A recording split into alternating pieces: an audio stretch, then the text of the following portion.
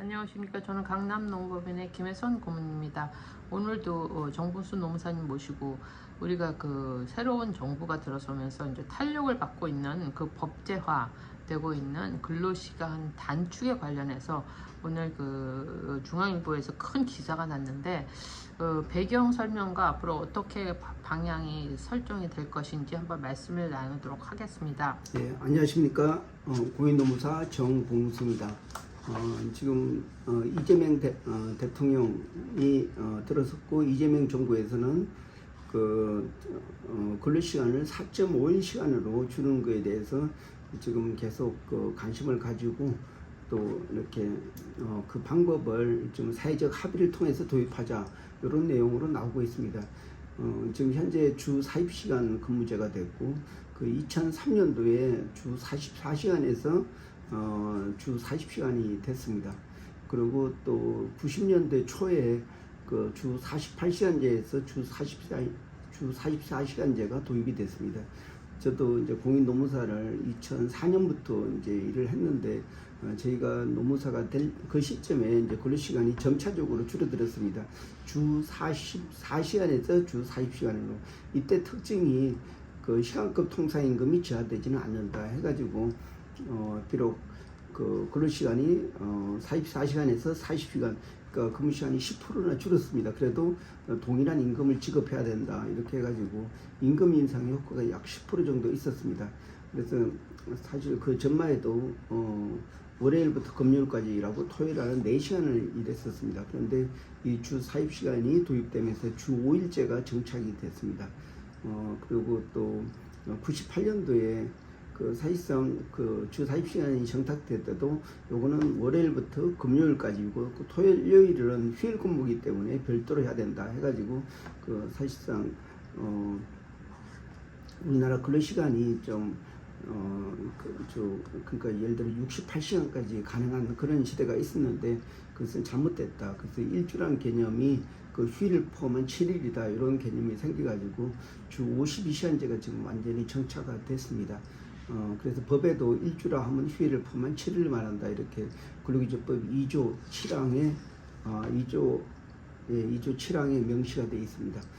그러면 이제 우리 여기서 이제 새로운 정부가 4.5일제를 어떻게 받아들여야 되냐 이 부분이 있는데 사실상 4.5일제만 그러니까 설명했지 구체적인 방법은 아직 없습니다. 그래서 소정 근로시간 그러니까 법정 근로시간을 주 40시간에서 35시간을 줄여야 될지 아니면 그러니까 법정 근로시간은 그대로 놔두고 회사가 자율적으로 이제 그 어떤 탄력적 근로시간제를 통해서 4.5일제가 도입할 수 있는지 요에 대해서 지금 많은 사회적 그 논의가 되고 있습니다.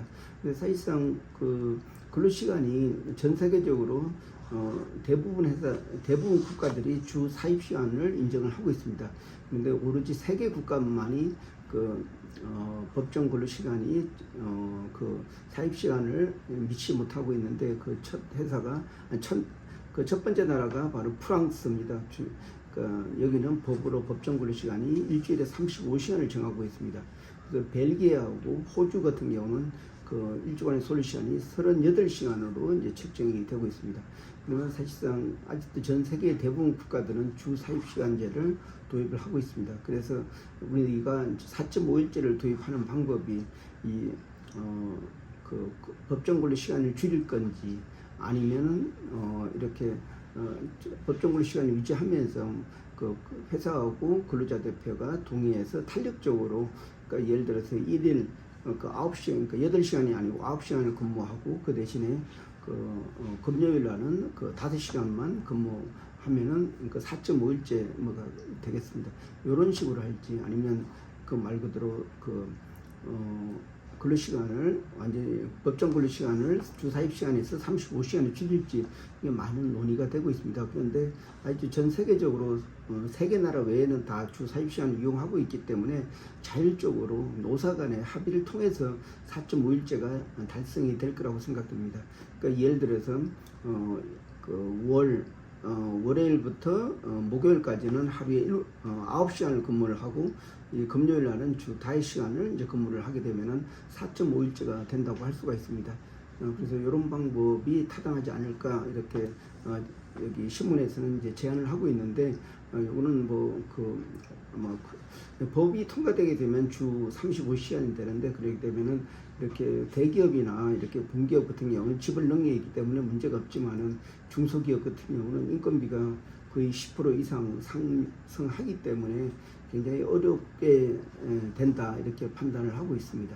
네, 사실 그 뭐 근로자 입장에서는 뭐 적게 일하고 많이 받으면 좋은 거긴 하지만 우리나라가 지금 아직도 뭐 10대 뭐 그 경제대국 뭐 그런 걸로 그 국제적으로는 이름이 나 있는데 지금 말씀하신 것처럼 프랑스나 벨기에 뭐 호주 같은 경우는 아직도 이 세 국가를 제외하고는 다 거의 다 40시간 또는 그 이상 법정 근로 시간이 돼 있다라는 건데 사실 그 경제활동 인구가 줄어드는 상황에서 굳이 이렇게 줄여가지고 생산성을 높일 수 있는지 하는 고민도 될 수 있을 것 같은데요. 예, 그래서 사실상 4.5일제로 도입하는 거는 삶의 질을 향상시켜서 집중적으로 일할 수 있는 그런 기회를 주자는 그런 취지도 있고 또 지금 인공지능이다 아니면 기계화다 이렇게 많은 어떤 생산 설비나 이런 게 자동화되고 있습니다. 그래서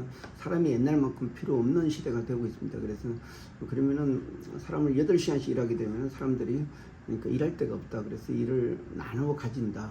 그러면 다 고용이 되기 때문에 크게 다들 살아가는 데 문제가 없다. 이런 생각에서 이제 좀 장점이라고 할 수가 있습니다.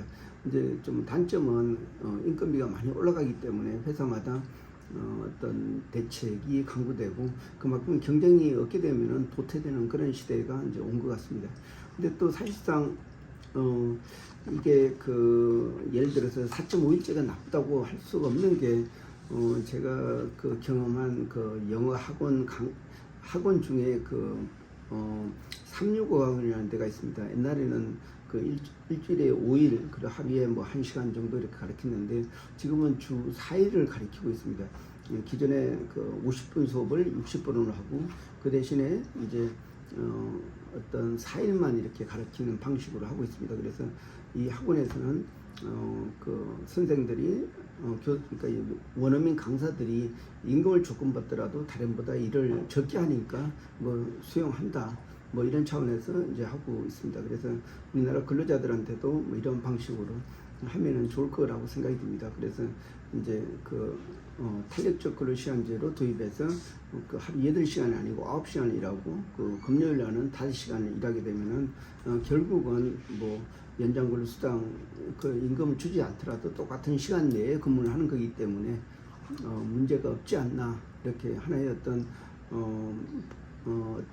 노사 간의 그러니까 법정 근로시간을 줄이지도 않고 이제 도입하는 방법이 4.5일제라고 할 수가 있겠습니다. 네, 이 시간을 줄이는 것은 사실 뭐 일의 아웃풋이나 이런 게 적게 일해도 나올 수 있으면 모를까 또 줄임으로써 사실은 유휴 시간, 그러니까 뭐 일하지 않는 시간에 우리가 소비도 늘어날 수 있지 않습니까? 그런 면에서는 이렇게 수입이 좀 늘어나야 이게 소비도 또 늘어날 수 있는 부분인데 그런 부분을 우리 아직은 경제대국이 좀 선진화하기 전이라 많은 고민이 좀 필요할 것 같습니다. 예, 맞습니다. 그래서 이걸 어떻게 도입할지 이게 가급적 현 정부에서 밀어붙이는 게 아니고 사회적 대화로 필요하다. 뭐 이런 차원에서 접근하는 것 같습니다. 근데 중요한 부분은 이제 사실상 근로시간 단축 자체가 어떤 선진국으로 가는 그런 길목이 될 수도 있고 또 근로자한테 충분히 휴식을 주면서 어떤 업무에 더 집중할 수 있는 그런 내용을 가져올 수도 있습니다. 근데 또 한편으로는 이렇게 회사 발전보다는 어떤 개인의 지나친 어떤 휴게 시간을 보장해서 어떤 업무보다는 제2의 뭐 이렇게 제2의 작업을 그러니까 잡을 가지고 좀 자기 개인 이윤을 추구하는 그런 경향도 충분히 있을 수 있다고 생각이 됩니다. 네, 오늘 말씀 감사합니다. 예, 고맙습니다.